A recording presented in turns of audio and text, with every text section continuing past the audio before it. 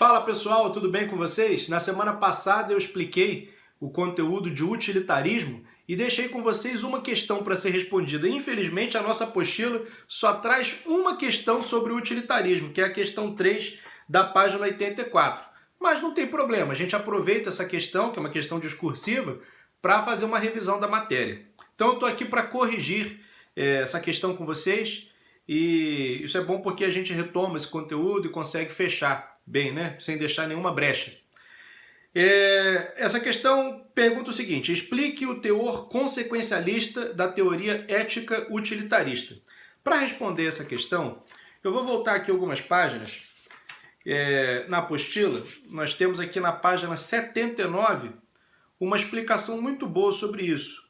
A partir do terceiro parágrafo da página 79, a apostila diz assim: dessa forma, o utilitarismo é uma teoria ética consequencialista, pois concede valor moral positivo às condutas que produzem consequências benéficas para seus agentes e para aqueles que são por elas afetados, ou, em linguagem direta, uma ação é moralmente valiosa se são bons os seus resultados e é moralmente negativa se suas consequências são nocivas.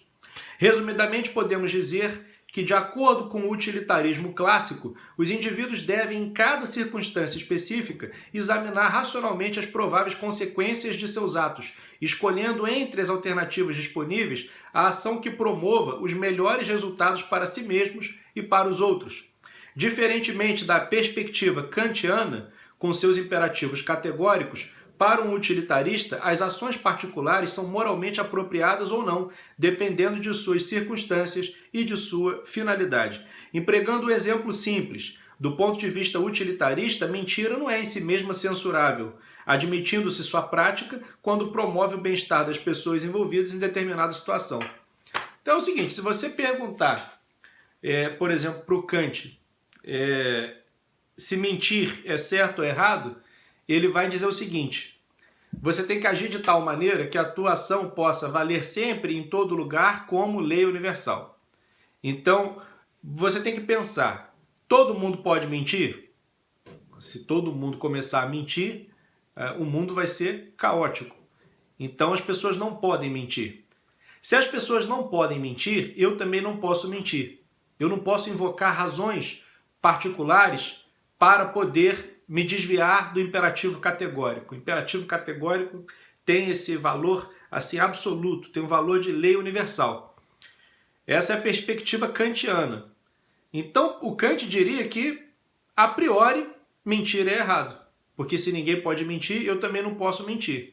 E eu não posso jamais invocar circunstâncias particulares que me autorizem a ir contra o imperativo categórico, a desobedecer o imperativo categórico. Eu não posso fazer isso.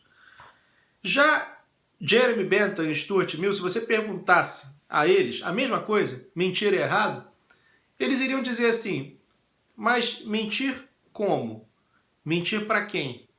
Mentir com qual finalidade? Mentir em qual circunstância? O que você vai gerar com essa mentira? Qual é a consequência concreta dessa atuação? Essa atuação vai gerar bem-estar ou vai gerar dor, vai gerar desprazer? Você precisa avaliar isso. Então eles vão dizer o seguinte: você avaliar uma ação assim desencarnada, mentir, de maneira abstrata, significa você avaliar uma ação inexistente. As pessoas não mentem simplesmente. Elas mentem em determinadas situações, com determinadas finalidades e gerando determinadas consequências. Então, é justamente a análise dessas situações pontuais que vai dizer se mentir naquele caso é certo ou se mentir naquele caso é errado. Você nunca tem como dar uma resposta a priori para essa questão e uma resposta de validade universal. Sempre tem que ser uma avaliação pontual das consequências daquela ação. Eu posso, por exemplo, mentir para poder preservar pessoas que estão sendo injustamente perseguidas.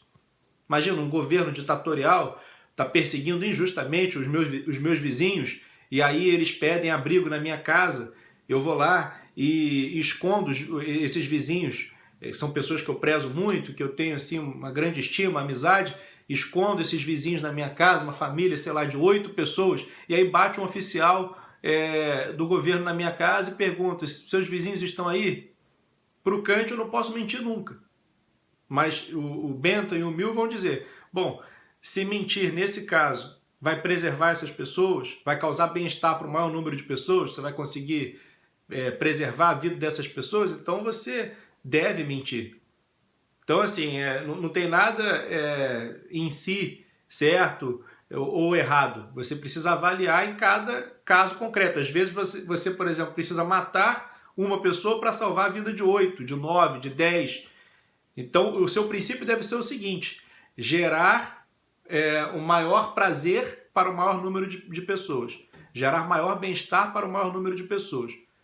Agora, isso são as consequências da sua ação, né? Cada ação ela vai ter consequências concretas, consequências pontuais, e é justamente a avaliação dessas consequências que vai te dar o norte para você julgar essa ação como moralmente válida ou não, né? Se essa ação é digna de louvor ou se ela é censurável. Agora, tem um problema, você vai ter que avaliar as consequências da ação antes dessa ação acontecer. E vocês sabem que tudo aquilo que nós fazemos tem algum grau de imprevisibilidade. A gente não tem como avaliar todas as consequências de todos os nossos atos. Então, uma vulnerabilidade da teoria utilitarista é essa. Tem muita gente que ataca o utilitarismo por isso. Olha, como é que você vai fazer um cálculo das consequências da sua ação antes de você ver essas consequências na prática?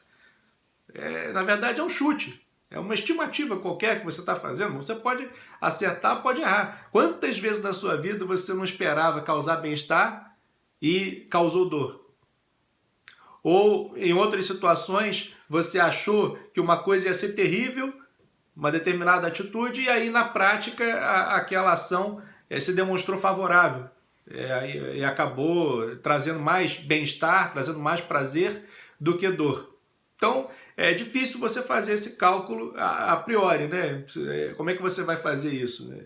É complicado, mas é isso que o Bentham e o Mill dizem, que você tem que fazer um cálculo concreto das consequências da sua ação. E só a partir disso é que você vai avaliar aquela ação. E nunca com esse caráter universal que o imperativo categórico kantiano tem, né? Aquilo que ninguém pode fazer, eu também não posso fazer. Não. De repente, uma pessoa tem motivos particulares para poder mentir, e porque mentindo ali, naquela circunstância, naquela situação, ela iria causar maior prazer, mas isso não significa que eu possa mentir também, porque na situação em que eu me encontro, mentir vai causar dor, vai causar desprazer, não vai causar bem-estar. Então, é isso, você tem que olhar caso por caso e tem que avaliar as consequências concretas daquela ação. Por isso que é uma ética consequencialista. Você não tem como avaliar as coisas de maneira abstrata. Você tem que olhar concretamente as circunstâncias e as consequências que cada ação vai gerar, e você só tem como fazer juízos morais assim, de maneira pontual. Não tem como você ter uma ética de caráter universalista como é a ética kantiana. Então vocês estão vendo aí que são duas posições diametralmente opostas, né? A posição do Kant, que é do imperativo categórico, a ética do imperativo categórico, e a posição do Bentham e do Mill, que é uma ética consequencialista, né? A chamada ética utilitarista. Por quê? Porque ela avalia a utilidade da ação. Essa ação vai ser útil para quê? No fundo, o que o Bentham e o Mill dizem é o seguinte: todas as pessoas elas querem, no final das contas, causar bem-estar, né, e evitar a dor. O ser humano ele se move para isso, para poder causar bem-estar e evitar a dor. E no fundo o que as pessoas consideram certo é aquilo que causa maior bem-estar. E o que elas consideram errado é considerado errado porque causa dor, porque causa um mal-estar profundo. Por isso é considerado errado, né? Por que roubar é errado? Já foi assaltado? É uma sensação terrível, né? Você se sente vulnerável, isso causa dor. Então por isso que as pessoas consideram que isso é errado. Por que matar é errado, né? Tradicionalmente visto como errado. Então, assim, no fundo, as pessoas se movem a partir desses princípios, né? Que é causar prazer e evitar a dor. Só que você não pode dizer que sempre falar a verdade vai causar maior bem-estar, causar maior prazer. Não. Em certas circunstâncias, falar a verdade pode ser errado. Matar. Você não pode dizer que sempre vai ser errado. Em determinadas circunstâncias, matar uma pessoa para poder salvar 10 pessoas, para salvar 15 pessoas, pode ser válido. Pode ser a ação certa a ser feita. Então, você, segundo os utilitaristas, você tem que abandonar essas teorias éticas que acham que as ações podem ser classificadas assim, de maneira abstrata. Não. As ações têm que ser classificadas sempre a partir das suas consequências concretas, ou seja, a partir da sua utilidade.